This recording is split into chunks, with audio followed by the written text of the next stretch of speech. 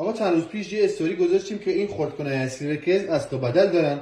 چند تا از همکارام ناراحت شدن، گفتن که این خردکنه همشون یکیه، چرا جو به بازار میده و اصل و بدل در میاره. اینا جنس معمولی که تو بازار هستش، اینم جنسی که ما میفروشیم. حالا قدرتش رو میخوایم تست کنیم. این قدرت در یعنی سرعت 1، اینم سرعت 1. این سرعت 1، این سرعت 2، اینم 2. اینم سری همزنشو، اینم سری همزن. البته اینا فکر کنم همشون یه سرعتن.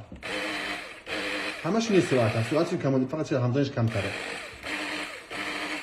اینم قدرتشون خودتون دیگه کامل متوجه میشید که کدوم اصلیه کدوم بدله.